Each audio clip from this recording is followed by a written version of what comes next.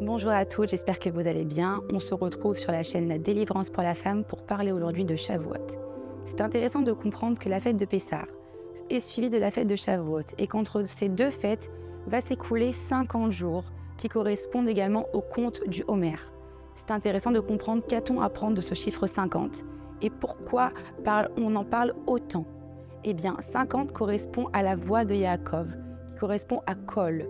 Kol, la voix fait référence notamment à Yaakov, qui s'exprime à travers la spiritualité tout en ayant une action matérielle telle que son frère Esav. Kol Yedé Yaakov, Al Yedé Esav. Les actions de Esav sous la voix de Yaakov. Et on a un enseignement très important à comprendre de cela. C'est qu'au sein de notre monde, ce qu'Hachem attend le plus de nous, c'est qu'on soit dans l'action telle que Esav, dans la matérialité, mais que par notre voix, par notre connexion à Hachem, nous puissions également se connecter à Dieu dans toutes circonstances matérielles, c'est-à-dire plus précisément de transformer la matérialité en spiritualité.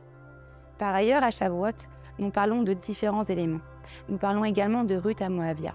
Et Shavuot est relié énormément à la femme.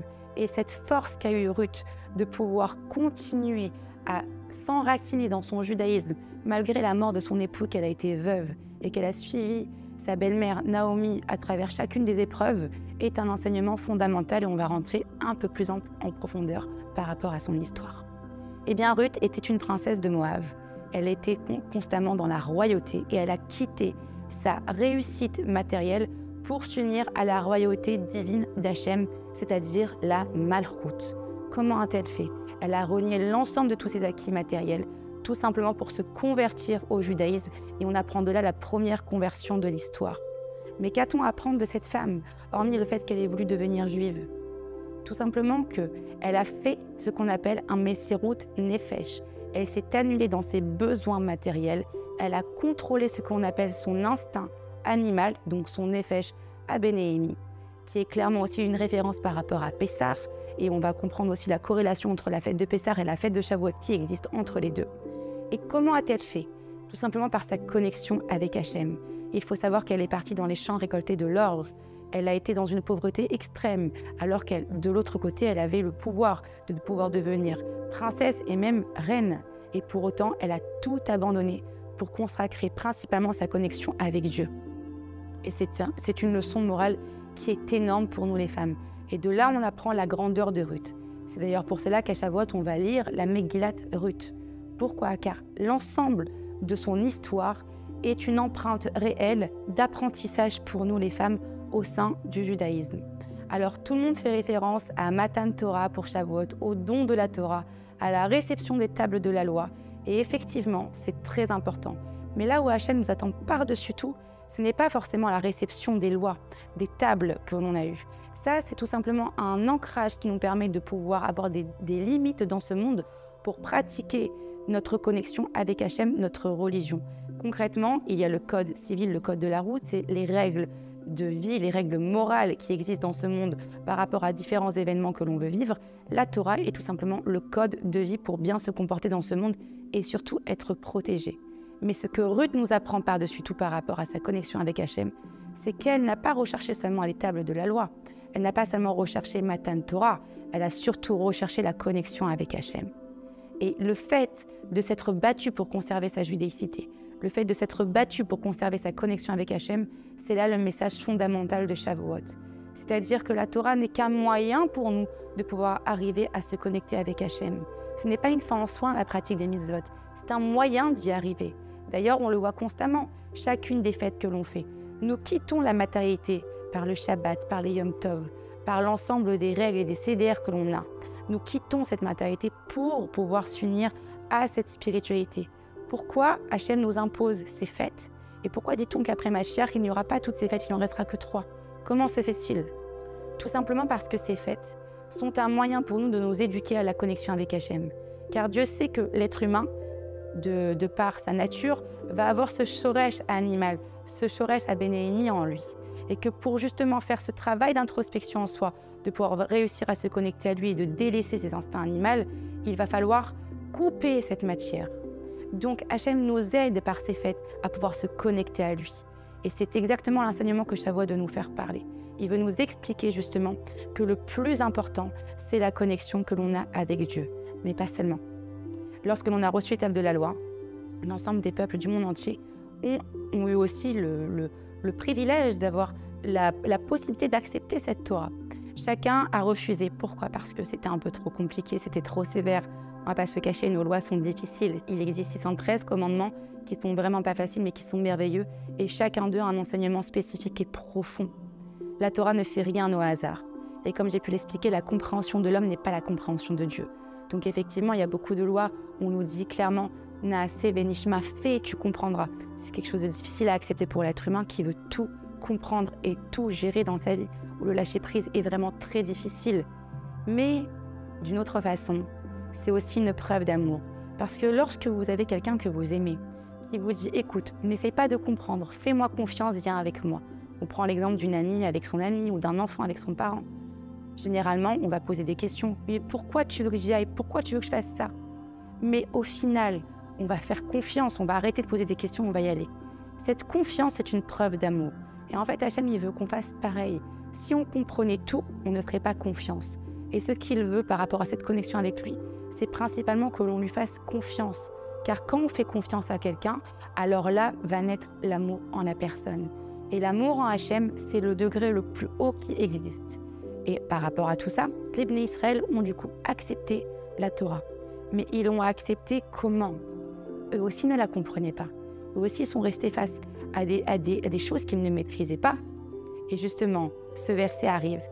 Hachem leur a dit « Naaseh benishma, faites et vous comprendrez ». Pourquoi ils ont accepté? Parce qu'ils ont eu un profond amour pour Dieu, de se dire que si Dieu le demande, c'est sûr que c'est pour notre bien. Et si c'est sûr que c'est pour notre bien, ben on va le faire. Il faut reprendre aussi l'histoire du peuple d'Israël. Ils étaient au préalable en Égypte. Ils ont passé 40 ans dans le désert. Il y a eu un conte également du Homer pour nous qui passe de la fin de Pessah jusqu'à Matan Torah qui est 50. 50 également, comme j'ai pu l'expliquer, c'est la voix de Yaakov. C'est donc la connexion à Akadosh Baruch Hu. Mais comme je l'ai pu le dire également au préalable, c'est la maison d'Israël, ce sont les femmes. Et comme nous sommes sortis d'Égypte par le mérite des femmes, nous avons également eu Matan Torah par le mérite des femmes, notamment également par Ruth, qui est un emblème hyper important au sein du judaïsme pour nous les femmes. C'est un modèle absolu. Reprenons l'histoire de la sortie d'Égypte. Comment les femmes sont-elles sorties d'Égypte? Pourquoi on a eu le mérite d'y arriver? Et qu'est-ce que c'est que ce mérite dont on parle constamment pour nous les femmes? On nous répète sans cesse que par le mérite des femmes viendra la Géoula, que par le mérite des femmes on peut tout délivrer. C'est quoi ce mérite et qu'est-ce qu'on attend de nous? Eh bien, à la sortie d'Égypte, avant que l'on sorte d'Égypte, les femmes ont eu le courage, malgré les injonctions de Pharaon, d'aller malgré tout avec leur mari de façon cachée dans les champs, pour s'unir à eux parce qu'elles savaient que par ces unions allaient naître des enfants qui allaient perpétuer la génération. Et la femme, son rôle le plus important, c'est de transmettre la Torah. Donc elles ont continué d'enfanter pour pouvoir transmettre la Torah et la faire perdurer dans le temps. Elles ont pris un courage énorme, vous imaginez. Elles auraient pu se faire tuer, pourtant elles ont dit « Mais tu sais quoi, Kadesh Baruch Hu, qui est plus grand que toi? Un homme nous l'a interdit, mais toi tu nous le demandes. Donc on va y aller, on va te faire confiance et on va aller s'unir avec nos maris pour pouvoir enfanter des enfants qui vont perpétuer ta descendance, ta génération et donc du coup ta présence dans ce monde. » Ça a été le mérite des femmes, d'avoir le courage, malgré l'obscurité, de continuer à y croire et à se battre. Ruth a fait exactement la même chose. Malgré les difficultés de sa vie, elle a continué à y croire, à se battre. Et d'ailleurs, par son mérite, d'elle descend le roi David. Et le roi David également, de lui va descendre Mashiach.